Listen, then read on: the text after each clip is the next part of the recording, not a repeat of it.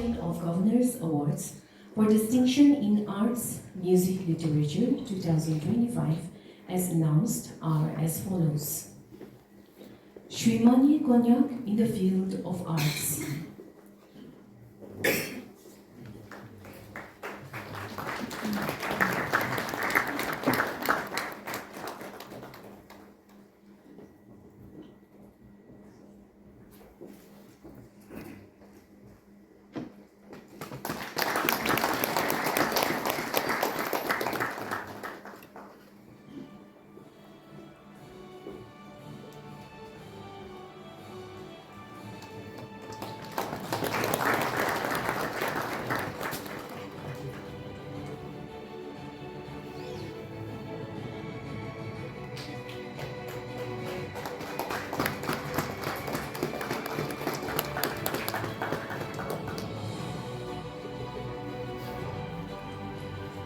Guru Raran Benba in the field of arts.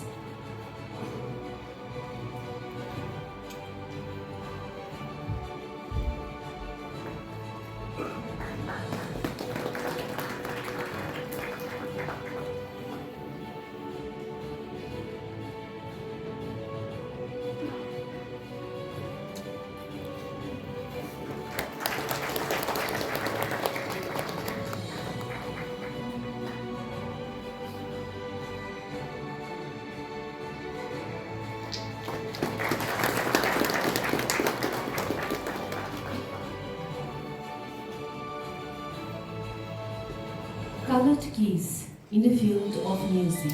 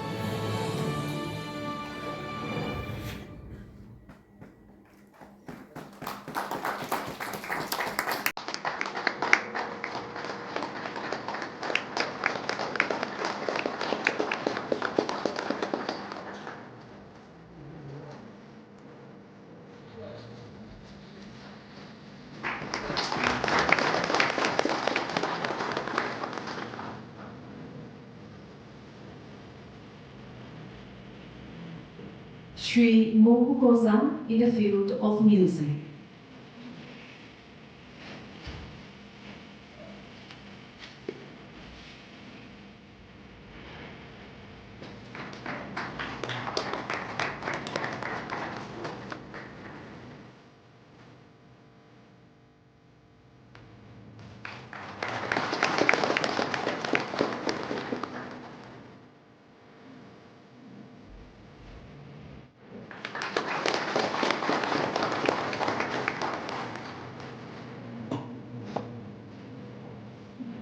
Kumari Visurita Kroja in the field of literature.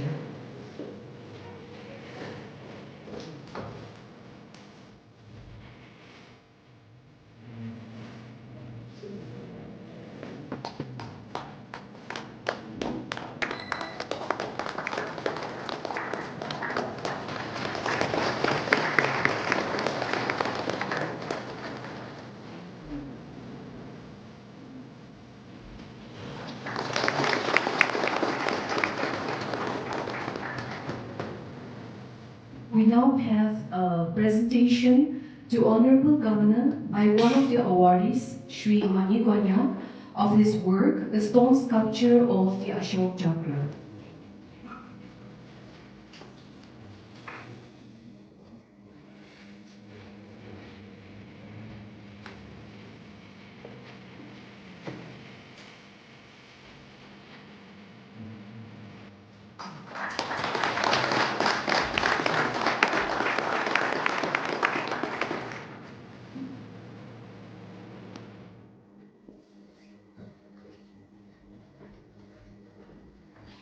Morning to all of you. It gives me immense pleasure to be presiding over this auspicious occasion of Warner's Award 2025 in the fields of arts, music, and literature. It's an event that celebrates the creative spirit, cultural depth, and intellectual vitality of our beloved state of Nagaland.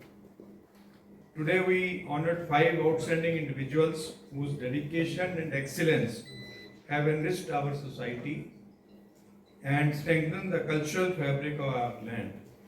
The ceremony is not merely a recognition of personal achievement, it's a tribute to the timeless power of creativity to inspire, uplift, and unite communities. Nagaland is a land blessed with extraordinary cultural wealth, a vibrant mosaic of traditions, languages, folklore, rhythms, and artistic expressions. Our arts and literature are not confined to galleries or bookshelves. They live in our festivals, our songs, our dances, our storytelling traditions, and our everyday lives. They are the soul of our people and the living memory of our history. In a rapidly changing world, where modernity often overshadows tradition, the role of artists, musicians, and writers become even more significant. They serve as custodians of our heritage and as pioneers of new thought. Through their creativity, they bridge the past and the future, enabling society to evolve without losing its roots. The 5 awardees we honor today represent the very best of this noble pursuit.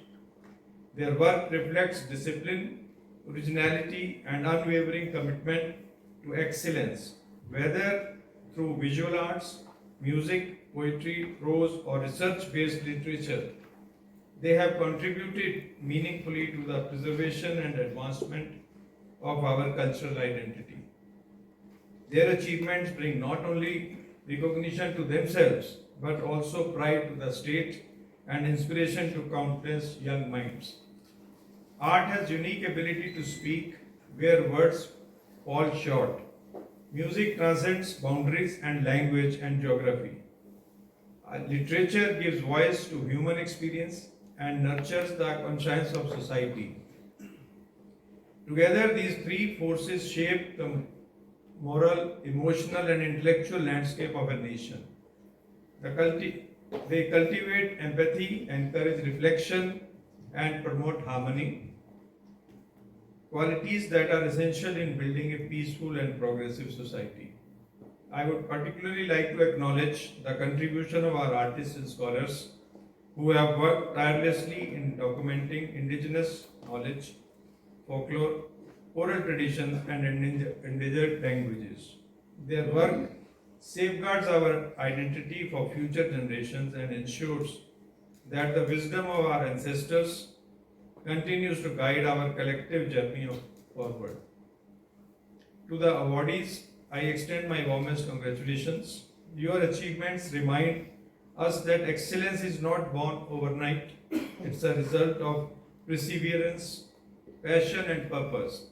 You have demonstrated that creativity, when nurtured with discipline and sincerity, can illuminate minds and transform communities. Your success story sends a powerful message to our youth. The dedication to the arts and letters is not only noble, but also nation building.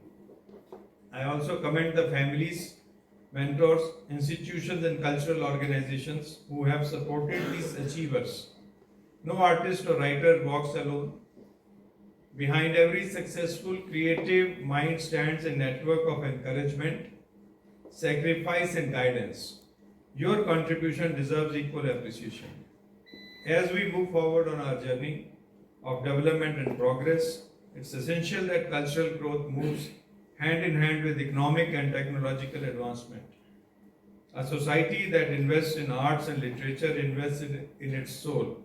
In this context, I urge educational institutions, government departments, and civil society organizations to continue nurturing creative talent and expanding platforms for artistic expressions. The government of Nagaland has been taking commendable steps to promote cultural preservation and creative industries.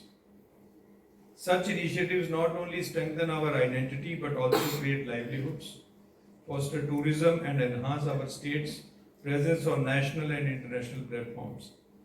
Let's continue to build an ecosystem where creativity flourishes, diversity is celebrated, and excellence is encouraged. Today's ceremony also serves as a reminder that awards are not endpoints but milestones. They are calls to greater responsibility, to mentor the next generation, to innovate boldly, and to use creativity in service of society.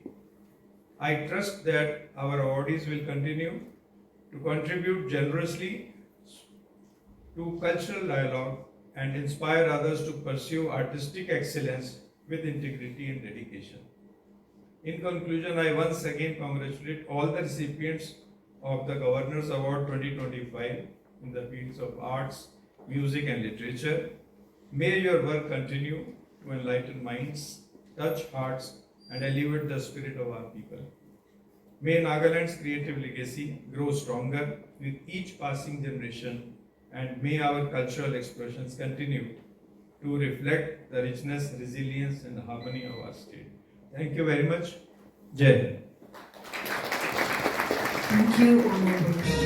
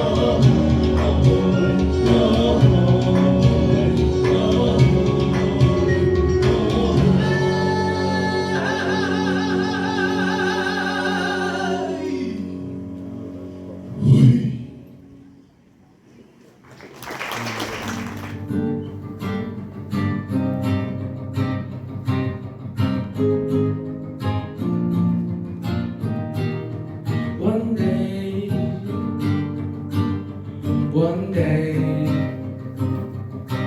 look. Since today was a good day, I'm feeling like a mice cube, chilling in the corner, keep the body mess with my mood. I got this vibe that I'm gonna do something good. Who's gonna tell you when you're gonna be you? We played all hard, yeah, we came for hard, pushing to the limits, though our day seems dark. The road seems far, so we gonna reach out with our heads held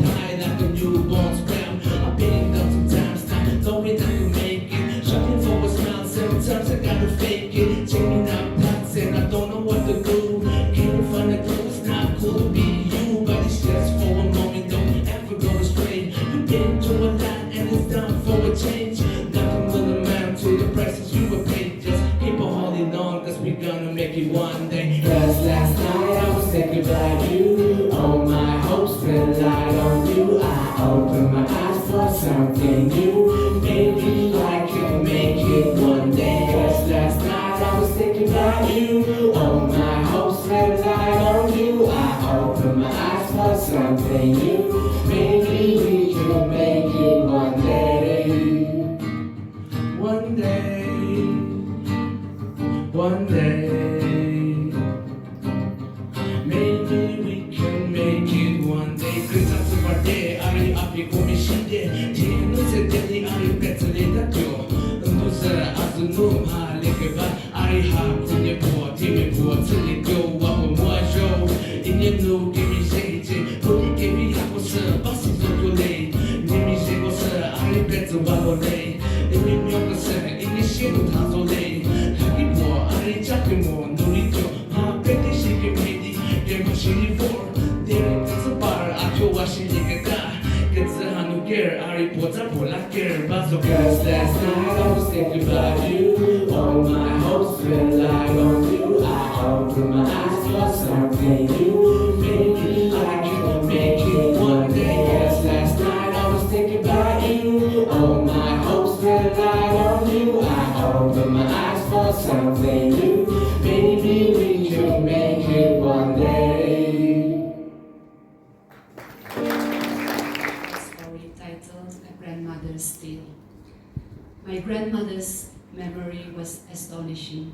She often remembered details of the past with such vividness that we would compare her to a surveillance camera when she came to live with us in the final years of her life.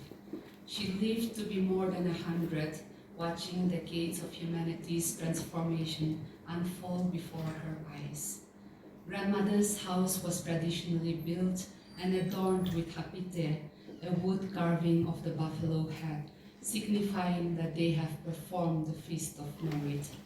My grandparents, having performed this highest social honor in the village, were also entitled to wear hapidasa and saparatu, two prestigious shawls that can be worn only by those who have performed the feast of merit.